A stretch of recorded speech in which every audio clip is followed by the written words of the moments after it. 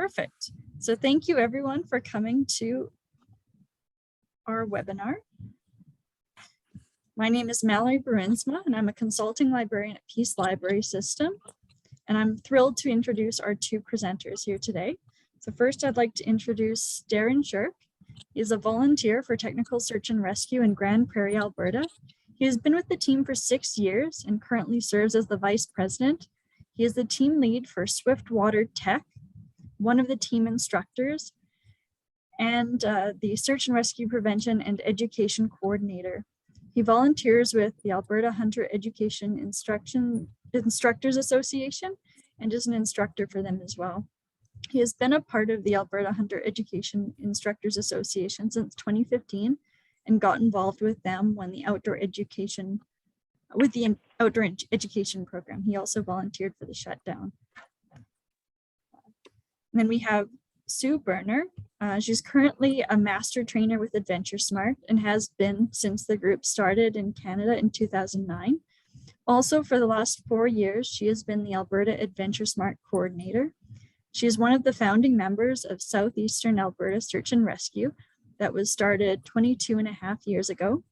She is currently an instructor for several disciplines, including basic search and rescue skills, ICS, and lost person behavior, and is a certified search manager. She is heavily involved at the board level in the Medicine Hat Massacre Race, an annually organized 9-hour adventure race held in Elkwater, Cypress Hills. She has a strong passion for AdventureSmart and finds herself talking about it on a regular basis, which helps her to get the message out to everyone. It fills her with joy when, after attending a Hug a Tree and Survive presentation, a child comes to her in public and reminds her of the importance of what they have learned. Her other great passions are tea, reading, quilting, crocheting, and her cats, Balthazar, Desdemona, Horatio, and Macduff. Before I pass it on to the presenters, I want to do a land acknowledgement. So Peace Library System acknowledges that we are located on Treaty 8 territory of the Cree, Beaver, and Dene people, and Region 6 of the Métis Nation of Alberta. We are grateful to live, work, and learn together on this land, which has been home to many First Nations, Inuit, and Métis people since time immemorial. We recognize this land as an act of reconciliation, and we also commit to supporting and celebrating our local Indigenous communities while working to break down institutional barriers to make our libraries equitable and accessible. And now I'll turn it over to our presenters. Oh, Darren. Thank you, Mallory. Do you have the slide I sent you? Yeah, I will put it up right now. Thanks very much. So there was one participant that heard about search and rescue, or not search and rescue, sorry, AdventureSmart there. How did you hear about the program?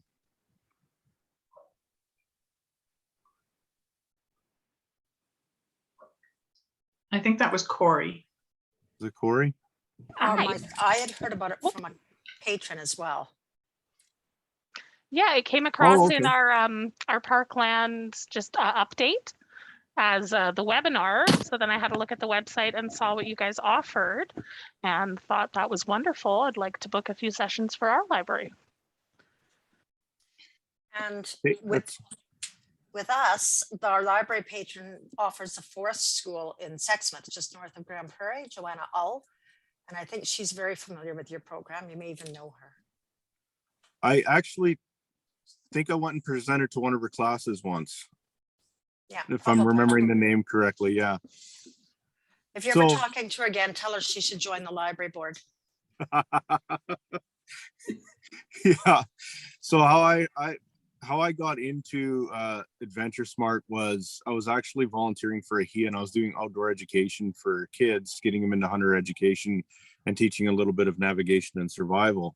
And when the program shut down in Valleyview, I was looking for other ways to be able to still be involved with kids and getting to knowledge in the outdoors and stuff. And that's what actually led me to search and rescue. Is I found AdventureSmart first, and then I got led to the team I didn't even know existed in Grande Prairie. And then a good strong push from my wife got me involved. So that's how I heard about it. I was on the internet actually researching other ways to do that because my program locally had shut down. The instructor that was doing it and facilitating it had retired. So that's how I found the program. And I got involved in search and rescue so that I can be involved with AdventureSmart. So it's not very common that I found in our group that's why people get involved, but that's why I did initially. So that's how I found my way into here. And I've been teaching presenters for my group now for 4 years, I believe it is now, 4, maybe 5 now. And it's pretty transient, so that keeps me busy. And actually went into the schools is where I've been putting the presentation into, mostly is just going to the schools and getting it. And then Mallory actually came up with this idea for the libraries about a month ago now. So I'm pretty excited for maybe the opportunities there to expanding the program more into the community. Did you have anything to add to that, Sue? Or No, I'm glad that AdventureSmart caught your eye before SAR did. It did. And then my wife found SAR because originally I believed that you can only present through search and rescue groups. There is other ways to do that. I think Girl Guides can get involved too, if I'm not mistaken. Sue Actually, would be more familiar. originally it was just SAR teams, members of SAR teams that could present AdventureSmart. And now it's any groups that can get insurance to be covered, because they're not covered outside of SAR by SAR-backed insurance. So I have presenters who are through Girl Guides of Canada, Scouts, Parks Canada, even junior forest wardens. And I have some teachers that are also trained as presenters as well. They can only present to those groups that they belong to where they have the insurance, but other than that, they still have the same training as my SAR people do. Perfect. So if and Sue will correct me if I'm wrong throughout here, but AdventureSmart, how it came into Canada originally, I think, is through the Beverage family. They had a son that had been, or a child that had gotten lost, and it wasn't a good outcome for them, but they wanted to develop ways that more parents and children can get more educated in the outdoors, so that what happened to them wouldn't be happening to those other people's children and stuff. And then from there, it kind of grew and got adopted into Canada under SARVAC. So SARVAC is the national program that it's the Search and Rescue Volunteers Association of Canada that everybody basically is under. It's kind of our umbrella organization. And all the presenters for search and rescue are registered through them. The plan basically for AdventureSmart is just getting out into the community, and it's our SAR prevention program. So it's trying to get people more educated and prepared to be in the outdoors. And then if something does happen, how they can get help sooner than later. Because if people don't know you're gone or even missing or even where to start, like how are you going to be found? And you can get help sooner so that your situation maybe doesn't get any worse. And then, so the objectives for that, so how we do that is we kind of teach the 3 T's through Survive Outside. When it comes to Hug a Tree and Survive, that's geared more towards younger children. I think the age is up to 11 on that one, if I remember correctly. So, but with the 3 T's, we're trying to really hammer home that trip planning, training for whatever activity you were taking, and then taking the essentials with you for your activity for when you're in the outdoors. And then with Hug a Tree, what we basically want to really hammer home to those, what we really want to hammer home to those kids is, tell an adult where you're going.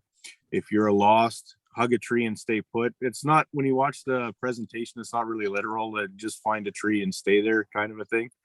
You don't have to hold on to it for dear life or anything like that. Keep yourself warm and dry, so it'll show them how to, you know, tuck their clothes in. Use a survival blanket is one of the things that we provide for them when we do a hug a tree and survive presentation, so they can tuck in with that, and then help searchers find them by answering their calls. So what they have found is a lot of children sometimes may think they're in trouble or something like that, and they hear people yelling their name and they just want to hide from those people, or if they're strangers even.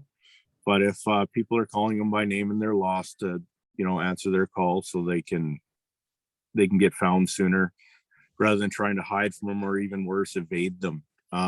There's been a couple incidents with SAR groups where children have like hid under logs and searchers have walked past and stuff like that. So we want to really hammer home to them so that they avoid that kind of a situation.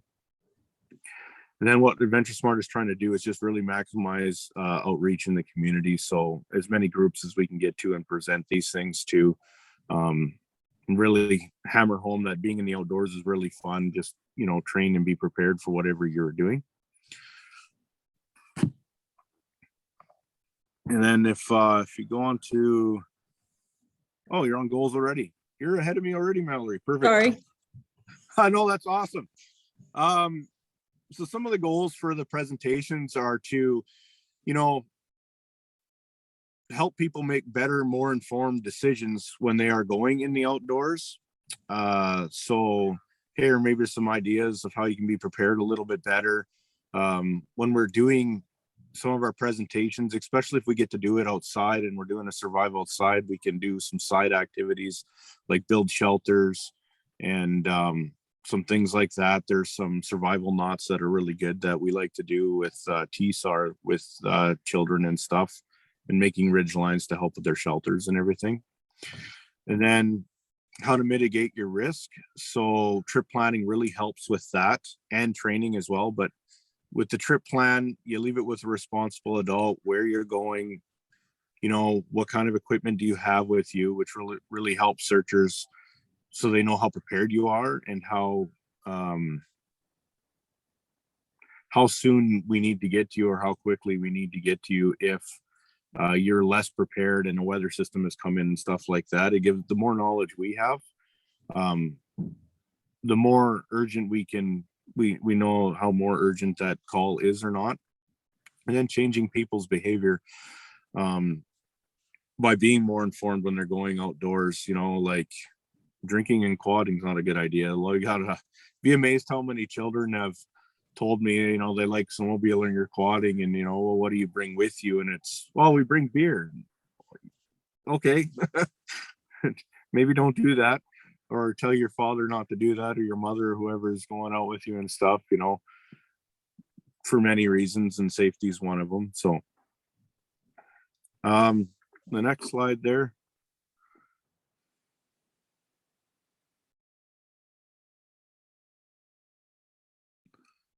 So here's some public awareness online. This is, I believe this is the picture of the new website that AdventureSmart has right now. So what this is you can take an online trip plan, you can go on to there, and then if you'll find, we'll show you the AdventureSmart website here in a little bit.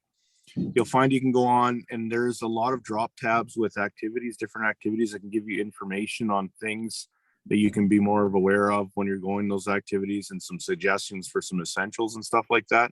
And then the really cool thing is there's an online trip plan you can fill out on the website as well. And you can email it to responsible adults or responsible people.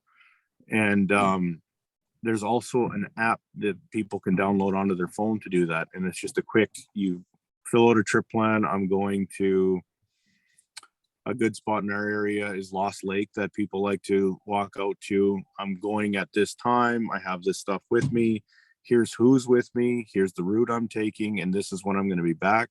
And then if I don't come back, that person knows at a certain time that they should phone help maybe and start the process for search and rescue to come out.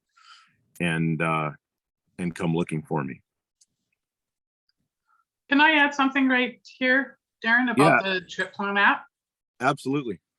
So the trip plan app, when you do it on your phone or on the website, is emailed or texted to somebody.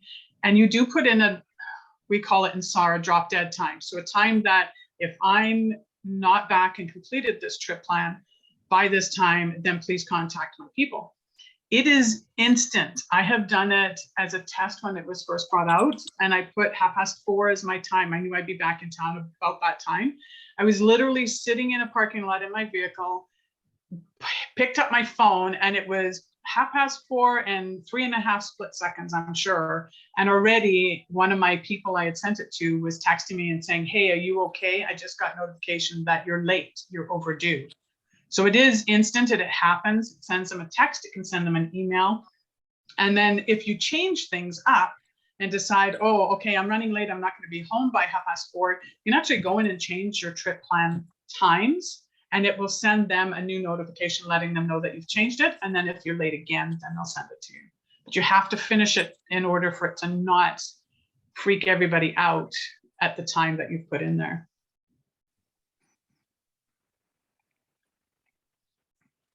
Yeah, awesome. And another good thing about that plan, I think the new one, it didn't at first, but I think now you can put medications and stuff in there as well for medical history. And that's really good for searchers. You know, if you have diabetes or you need an epi because you're allergic to bees or something, it can help us go out more prepared. Yeah. Okay, next slide there. So AdventureSmart has a bunch of programs available, and they're constantly adding to this. So if anyone ever has any ideas, just email Sue and she can help you out with adding stuff. But some of the programs that we offer are Hug a Tree and Survive. There's PaddleSmart, Snow Safety Education, which is really focusing on skiing and stuff like that in backcountry. Survive Outside and Survive Outside Snowmobiling.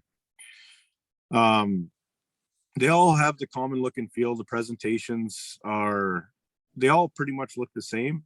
Hug a Tree and Survive has a video in it though. Kind of keeps the younger children's attention a little bit better, and it's a little more interesting to them.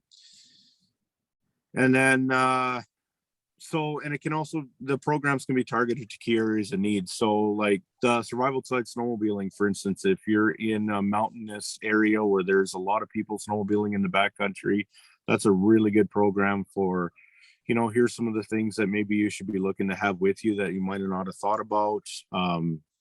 Some of the essentials might be certain tools and stuff like that, and a little bit about snow safety and changing maybe your trip if conditions are rough. And then I like to reference Avalanche Canada for stuff. They'll track risk and stuff like that people can go to that they may not have known. Like I snowmobiled in the Kakwa region for 20 years. And in the last 3 years I was going out, I realized that there's a place I can check out avalanche conditions and stuff like that and be a little more safe. So you know, it helps people direct to good resources and stuff like that for their own safety and everything. And you know, if you're in an area, I know like Grand Cache, you know, there's a lot of people that like paddling. Edson's another one too, or the river out there where people like to go canoeing, kayaking. There's whitewater. So, you know, PaddleSmart's a really good presentation for that. So there's a lot of presentations that can be targeted to certain areas depending on the demographic of people and stuff like that and what the need is for education. Also the ages too, Darren. Yep. Hug a Tree and Survive is geared for children 5 to 11. I don't teach it to kids beyond 10 because they get bored. They prefer the SOS to Survive Outside. But the other ones, PaddleSmart, Snow Safety Education, Survive Outside, and Snowmobile Safety, are all geared for kids 10 to 99. And like I said last time, I'll take a 100-year-old. If they want to come out and learn about paddling, I'll teach them. And that's not done on the water, by the way. So it is geared not just to kids. The other 4 presentations that we do can be geared towards adults as well. Hug a Tree and Survive is the only presentation that has a license for it. So it has to be presented a certain way, and only certain things can be done while we're doing that presentation. If we're going to do, say, the canine presentation, that has to be done afterwards when we're not doing the Hug a Tree and Survive one. Whereas the other 4 disciplines, we can mix them up. And if somebody says, hey, I got half an hour for Survive outside, can you just do shelters? We can do that. We don't have to worry about a licensing agreement on it. Yeah. Yeah, and then that's a really good point too, is some of the like Survive Outside, for instance, and PaddleSmart can be a little bit tailor-made for the needs in that area if you have to. So, which is really good that you have that flexibility. Yeah. Kate, we can go on to the next slide. Okay, so these are the booklets of the presenter manuals for the programs. So they all kind of look a little bit similar. They have their own symbols for whatever programs they are. But presentations, they'll run roughly between 45 to 90 minutes. Content can be pretty flexible, other than the Hug a Tree and Survive one. And the training materials we hand out. So for Hug a Tree and Survive, there's a little package we make that has like a coloring book with the story that we go over. It's about a boy named John who gets lost. And that coloring book is basically reiterating that story. We also give them a whistle and a survival blanket. And then there's some pamphlets we like to hand out. One's a trip plan with the essentials on it and stuff like that. That all go into a package and get handed to the individual that attended the program. And we do similar things for Survive Outside and everything. But they don't typically, depending on the age, they don't get the coloring book. Because I find a lot of the older kids don't care about that stuff.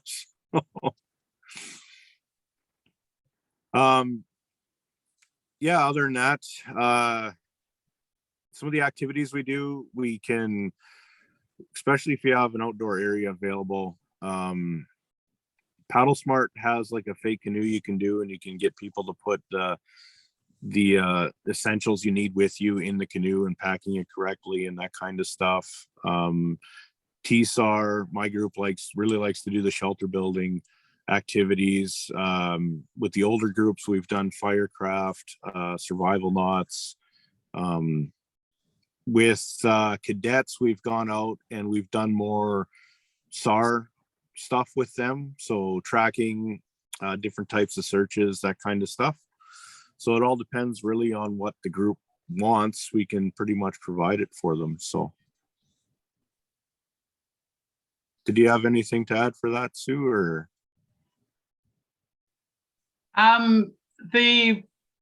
The kits that we give out, we're trying to move to being as paperless as possible, to be more eco-friendly. So a lot of that stuff is available online. The coloring book used to be like a 8.5 by 11 size coloring book. That's now been made into a half size. So we're calling it a travel coloring book. And the cootie catcher, the certificates, some of the pamphlets, and we're redoing the pamphlets so that we can put there's quite a few of them. So put them into more one trifold pamphlet to cover all of the information. All of that's available online to be downloaded as well, so that we're not, if the leader of the group or the teacher for the group that we're going to decides that these kids just throw these in the garbage on their way out, they don't have to print them off. Yeah, and these materials are available in French too.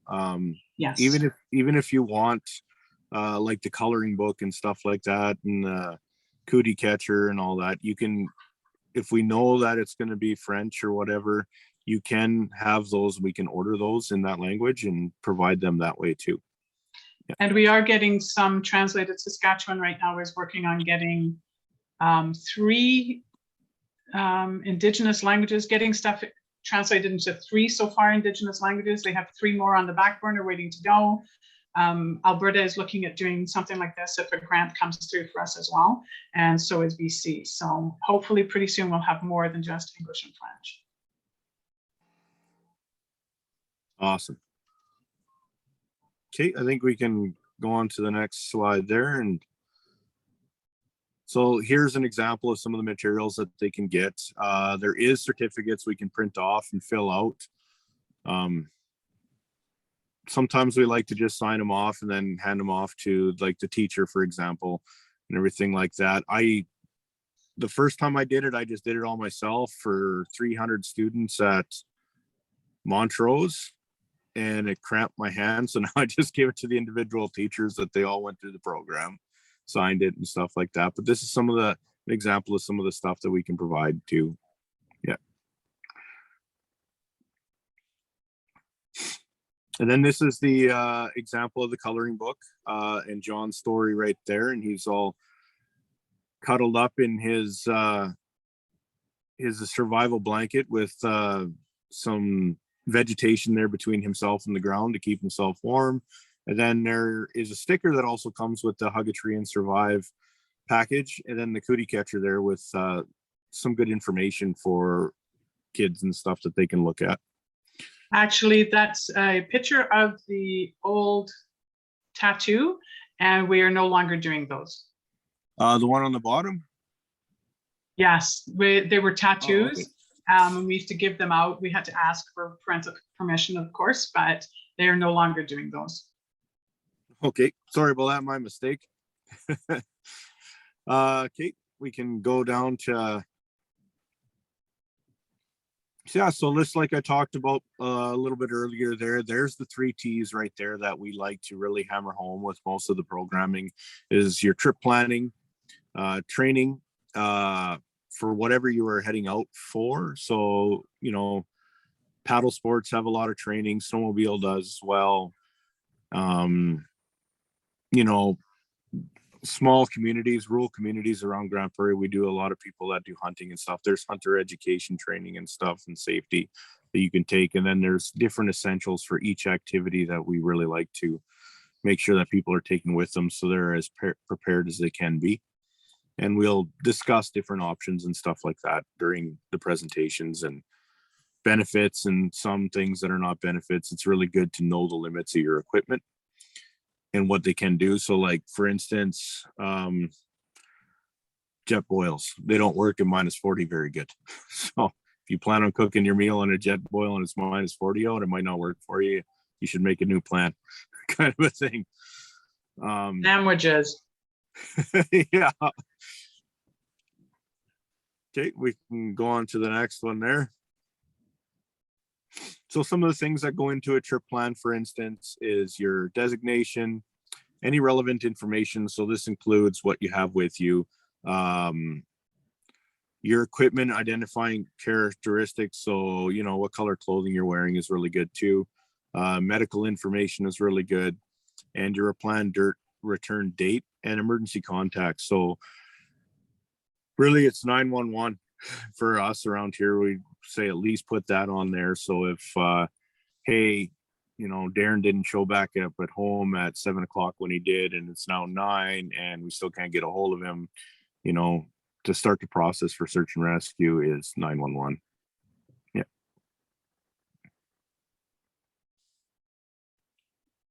And then there's an example of the trip plan. Or no, that's requesting a presentation, right? No, No, that is the online trip plan. Sorry about that. I can't really see on my phone. I'm doing this remotely today. So yeah, so there's an example of the trip plan you can fill out online, and then you can email it right off the website, which is really good, and send it out to whoever your responsible person is, or any number of people if you want backup, which is a really good idea too.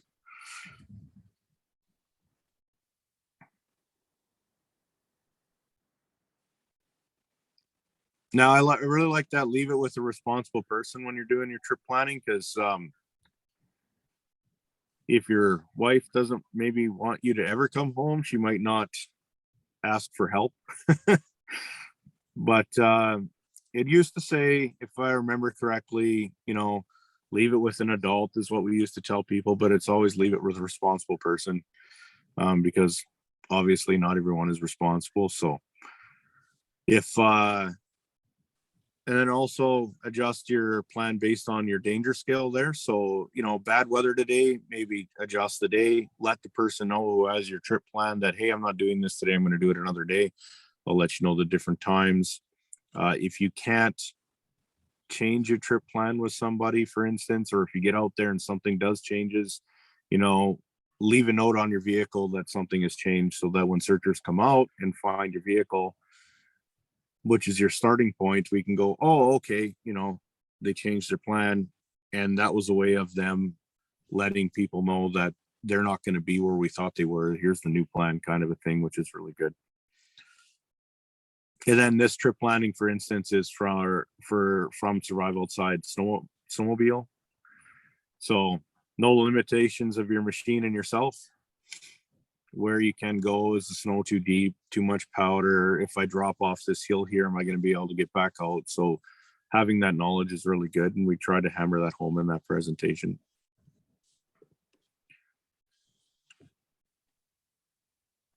And then for training, here's an example from PaddleSmart. Get the knowledge and skills you need before heading out. So what kind of water are you going to be on, that kind of stuff, river, white water, that stuff. And then know your limits and don't try to push that when you're out. Stay within them.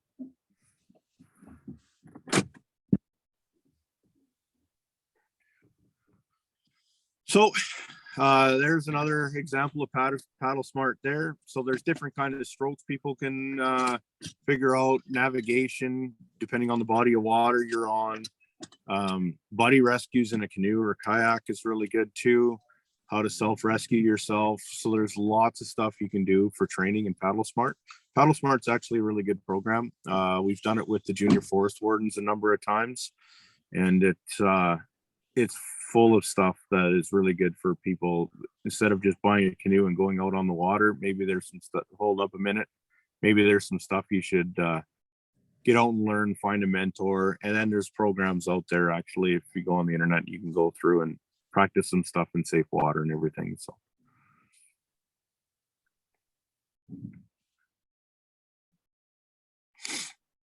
And when we're talking about the essentials, here's an example of some of the essentials you should be having with you. So real basics: extra food, water, a first aid kit, know how to use the first aid kit.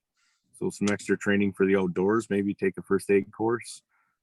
Signaling devices and fire making, clothing, shelter, that kind of stuff.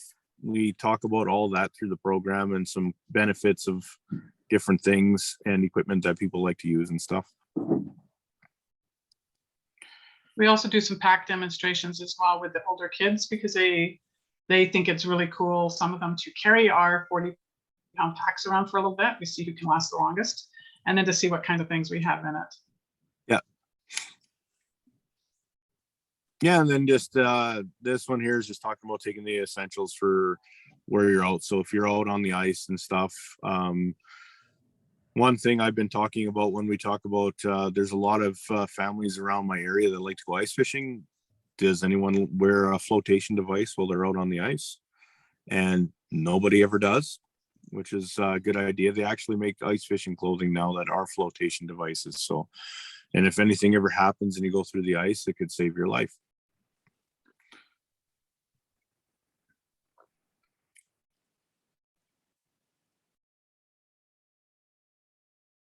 Perfect. And want me to get those photos up? Sure. And then we can go through the website and answer any questions that anybody has after. And so Mallory, I sent her some pictures of some of the presentations we've done and some of the activities with some kids we've done that she has to show. And we do have a photo, I forget what it's called, a photo release that we sometimes get children to sign and stuff, because we do have Facebook we like to do. That's actually a super shelter that we were showing the kids, and then some of their own ideas on how to do it.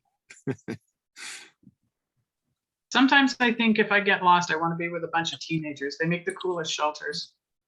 Yeah, their imaginations are actually pretty awesome of what they can come up with. So, and then there is the Army cadets right there. They're doing a type 2 search in a field for some small objects. kind of getting an idea for search and rescue as an activity we planned after a survive outside. Yeah. And then tracking, we were showing them a little bit of basic tracking skills. Again, that's the Army cadets or Air Cadets, sorry, that we were with doing that one. And then Justin, one of our rope gurus, he's showing them some survival knots. And then that was set up for a hug a tree presentation outside there for that was I think they call it Beavers. It was before Scouts. The younger Cubs? children. Either Beavers Yeah. or Cubs. Yeah. And there was another shelter they'd built actually at that presentation after. That was a couple real young guys, their idea of what they would do with their survival blanket and stuff. And actually it worked out pretty good. I think other than Hug a Tree and Survive, which is our most requested for the smaller kids, I think in the library systems, if you have teen groups, the SOS or Survive Outside is the next best one because it's very hands-on. We teach them how to build shelters and do the knots, etc., fire starting. And some of that depends on the group that we're teaching. If we're told, please don't teach them fire building, then we don't, right? Please don't show them the knives, then we don't. It's very, very easily adaptable. But the teenagers love the Survive Outside stuff because it's very hands-on and they get a survival blanket and a whistle and the signaling and stuff like that too. So. And I've done some presentations where we really didn't take them outside. There just wasn't the option to, and that's okay too. We try and show them some there. We have some videos and stuff we like to show, and some of the stuff indoors, like knot tying and stuff. If we want an activity after, there's some people that just don't. They'd rather the presentation, answer some questions and go, and that's okay too. I've actually done some shelter building in a playground. Well, it can be pretty much done everywhere. Yeah. This is from when that last one was from when search and rescue actually we went to a trade show and we did Hug a Tree and Survive throughout the day for adults who just wanted to talk a little bit. We had a presenter there that would run them through the video and the whole Hug a Tree. I think we did 6 in one day there at that trade show. That was interesting. Yeah. And then that's one of our new presenters, Jeannie. She's doing a presentation to a school and a gym there. Yeah. Been in contact with Jeannie the last couple of days. Yeah, she's with Greenview right now, and she's pretty active with them. She's still with us too as well. This will be a Survive Outside one as well. Could be the snowmobile one too. Yeah, so that's we were showing them how to do a hypothermia wrap there. So if anyone had ever got in trouble, they're getting a little cold, and the items they can use to do a hypothermia wrap, which is a really good life-saving skill if anyone is really starting to go downhill the wrong way with hypothermia. Yeah. And if you're ever a cold person, be the one that volunteers to be inside that burrito wrap. Yeah, it is really good. Nice and warm. Yeah, that's one of the presentations I did at a school. And then we sometimes we'll do some basic first aid skills with kids as well. That guy's checking, oh man, I can't think of it. Circulation. Circulation, yeah. Yeah. The kids really love like these kinds of little activities they can do after, and they get some hands-on. We find that they get really engaged, and they seem to have a lot of fun with the stuff that we can do. So yeah. Even Hug a Tree and Survive, even though it's just there's a video and we talk about footprinting and the 4 rules and things like that, you can still do little activities with the kids and get them up and moving around as well. I've actually had kids play a tree in a forest so that somebody that got lost could hug one of them and make a nest. I always tell the kids to hug the trees. Why not? Trees like hugs too. Yeah, and this is a scaled down version of them making an SOS. There's another group there that made them out of trees they drug out of the bush, which worked really good. So making signals for helicopters and stuff. So there's no end to really activities that we can think about that kids can do and stuff if there's an outdoor option ever. So well masked. Yep, that was the last one we did in Sexsmith. Actually, that was at the curling rink for 4-H club. Yep, yeah, that was a really good group too. They did the survival outside. it was really icy conditions outside. So the group leader just basically wanted them to go through the program. We answered some questions and stuff. We didn't do any activities on that one, and COVID was still in effect too. So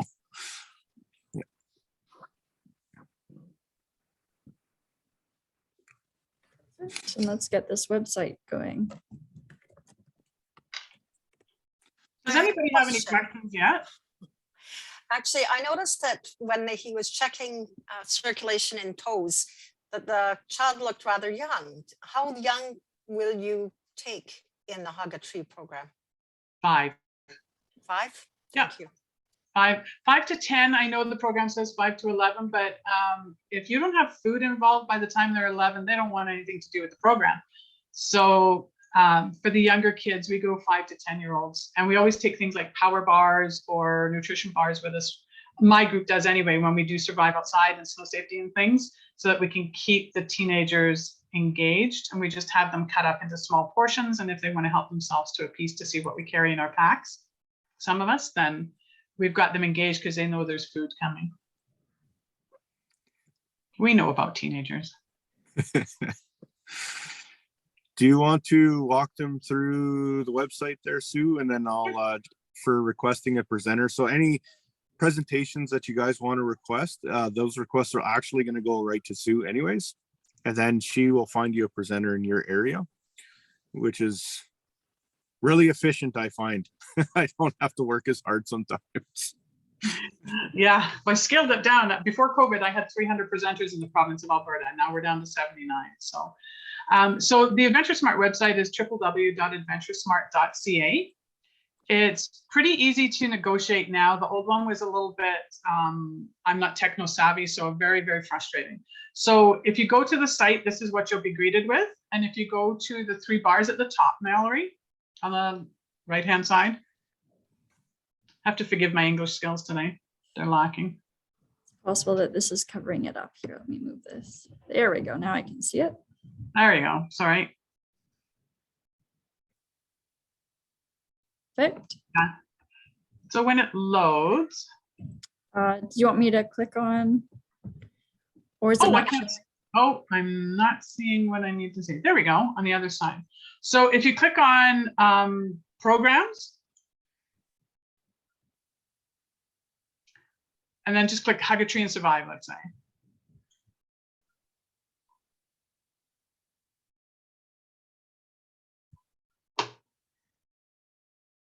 So there's a bit at the top that tells you about the trip plan app. The actual app tells you how to use it. It's really simple. If I can use it, I always say anybody can use it. So we just had some updates done on it, so it's a lot more safe, I guess, techno safe. Okay, if you want to scroll down a little bit. So it gives you a blurb about Hug a Tree and Survive.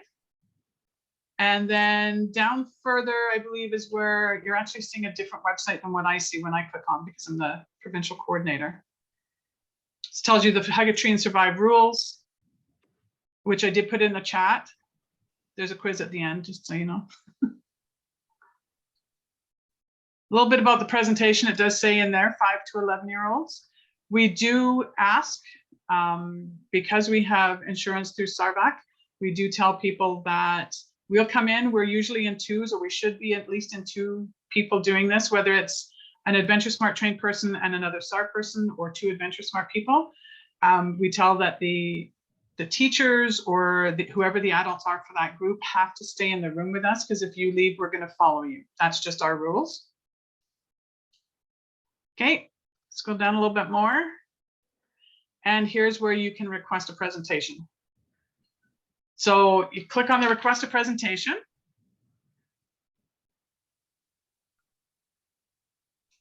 And you fill in the information. So it's mostly drop down. So on the drop, I'm trying to do it. Sorry, Mallory, I'm trying to do it with my mouse and it's not working. So Hug a Tree and Survive. The nice thing about this, if you scroll down through that list, Mallory, you can actually request training as well to become a presenter. So right there, it says Hug a Tree and Survive presenter training.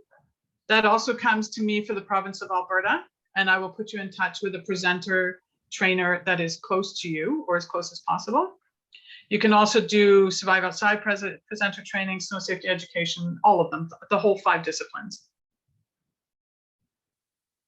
So if you go back to the top and just click on Hug a Tree and Survive, and tells you what it's about, gives you a little blurb. We have that little box there now. I guess that's a thanks to COVID for a virtual presentation. Later on this year, in October or November time this year, we will be launching virtual presentations that you can actually access on the website. And then we will be doing some virtual trainings as well. There's lots of glitches with this because it's technology. So you put in the date that you're requesting, and if it's morning, afternoon, or evening, and the time that you want, and then the contact information for the person that is requesting it. And then the age groups. So Hug a Tree and Survive would usually, you'd be clicking on the 5 to 8 and the 9 to 12. If you don't know how many participants are going to be there and how many adults, don't worry about it. Just put 1 for the time being, and then when it's done, the presenter actually has to go in and do a report, so they will adjust that afterwards. We ask that you do put in the city that, at the very least, even if you don't want to put in a full address, the city that you're coming from. It makes it easier for me. If your city is not close to where I have a presenter, when I pull the map up, I'll have a pin for where you are. And if my presenters aren't close to that, I need to find a city where I have a presenter that's close. Let us know if your audiovisual equipment is available. And then in additional information, just put something like, I have, no idea yet on how many children will be attending or adults. Any other information. Our dates are flexible. Please contact us, whatever you need to put in there. That whole thing comes to me, and then I send it to a presenter. So if you go back to the original web page, if you can.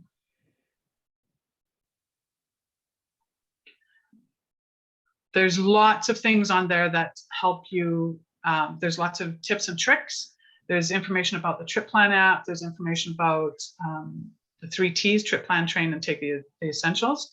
So it'll give you a kind of a list on things. We have a marketplace, which is basically for some SAR stuff, maybe a t-shirt for AdventureSmart. So if it's something that you would like to give that as a draw, then you can purchase from there. Yeah, I haven't been on the new one since they first did it up. Some of this stuff is probably easier to get at your local stores, Canadian Tire or a local outdoor store. And then all of the information that you need at the back on the original page. You can look at all of the different disciplines and see what would fit with what you're doing. Anybody have any questions yet? Oh, the game. This is new. I'm not a game player. It's just not something that I do. And we've adjusted it on a few things, but it's really cool for the kids to go in there because they can pick who they're going to be. And then they do things that says, like whatever the child's name, I'm going to use John. John and his family are going for going camping for the weekend. And what would you like to take? So it teaches the children about packing the essentials. So it gives them a little backpack and they can click on different things that they find in the room to pack. There is a teddy bear. And every time I have played this game, I've tried to put the bear in the bag and it tells me that it might be okay to take it, but it's not a necessity. So, and then it takes them out to the woods and there's different things they can do in that. So it's kind of cool and interactive for the kids. Nice thing is they don't have to be taking the presentation to go on the website and play the game. Adults too. It looks like we have a question in the chat here from Carmen. Sorry, I have my thing in the way. No problem. Is there a maximum number of participants for each individual session? No, because, well, once COVID is really, really gone, so in a few years, there won't be. We try to keep it a lower number at the moment, only because of COVID. SARVAC has told us that we still have to be masked when we're indoors, and we still have to be distanced when we're indoors. When we're outside, we still need to be distanced as well. So the COVID protocols are still in place across Canada, even if the provincial mandates have been lifted or adjusted. Just because we are a provincial or a national organization, we have to follow what those rules are through SARVAC. So I've done, like Darren, I have done 400 children at a camp, an Army Cadet camp, and I've done as few as 6 children. So whatever it is. The more kids, the more fun, but it also means if you have 300 or 400 children, you want to have more presenters there, especially if you're doing it outside and you're doing the coloring book instead of the video for the presentation, which Darren, you can order those through Paul. Yep. You're welcome. That's awesome. I'm going to be. Anybody else have any questions? I would suggest go on the website too before you go and request a presentation. If you're not sure about some stuff, read up on the different things. Talk to the people that you work with and find out, you know, is this something that we would like to do with the kids?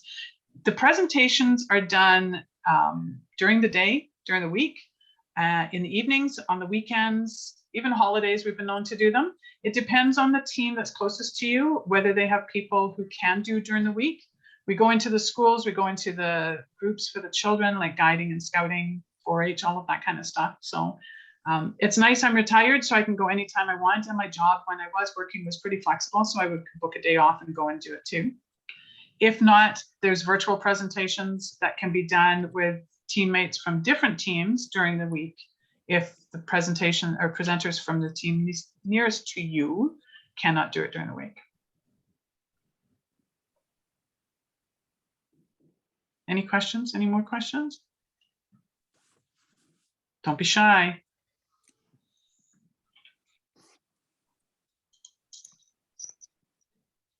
When I send out the recording of this presentation, I'll also be sending out the contact information for Darren and Sue. So if you don't have questions right now, you can always send them an email later and they'd be happy to answer questions then as well.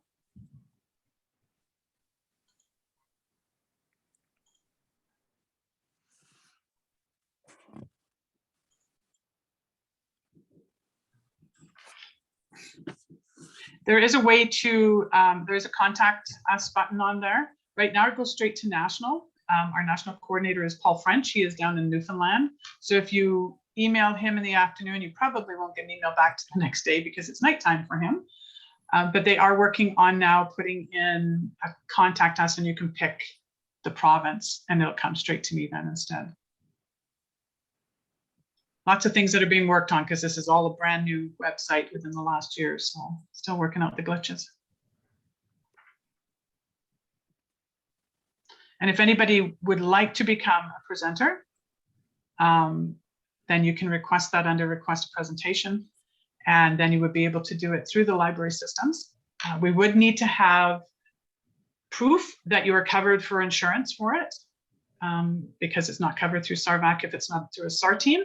But that's okay, you can still do it. And then you can present yourself in your systems if you get people trained. Oh, come on, one more question.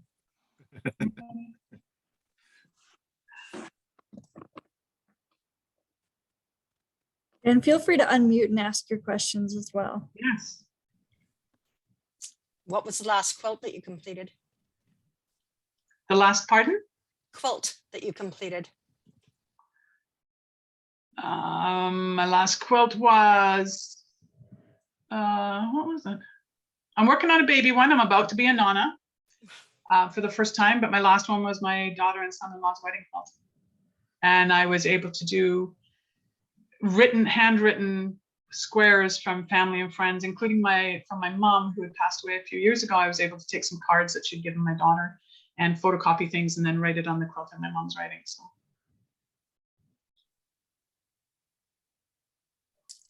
Does that keep you happy for your one extra cat question? Yes, it does. And I'm surprised that none of my cats have come to say hello. Usually Balthazar at the very least, and if not, Macduff like to come and say, hey, mom's sitting still for a few minutes. Get her. That's awesome. Well, thank you very much, Mallory, for having us. And hopefully it was informational for everybody.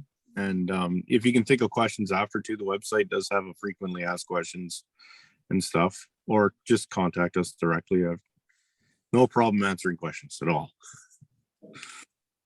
Yeah, thank you both. Thank you both so much for giving us some of your time today. I'm sure everyone really appreciates it. I'm glad people were able to attend. It was it means that we're getting our messaging out there. We're getting the information about the programs out there. So the more children and adults that we can actually reach through this program, hopefully means one less SAR incident for us. As much as we like trooping through the forest in the middle of a snowstorm at 3 in the morning, if we don't have to because the child or adult was a little more aware of self-rescue or how not to get lost, then we're happy about that. Right, and for all the participants, when I send you the recording, I'll also be asking you to fill out a really quick survey for us, just to find out how you enjoyed the program, what we can improve on, some subjects that you might be interested in the future. You can always feel free to check our calendar on the Peace Library System website to take a look at all the upcoming webinars. And if you're interested in any of them, just feel free to send me an email and I'd be happy to get you registered for it. I'll thank you both one more time. Thank you so much for this presentation, and hopefully we can get lots of AdventureSmart programs going in our libraries. I think I'm going to go put the kettle back on. I have a feeling I'm going to be getting some information I need to put out. Thank you for having us. Thank you everybody for attending and learning a little bit about AdventureSmart. You bet. Thank you. Have a great day, everyone. You too. Bye. Thanks, Darren. Have a good day, guys.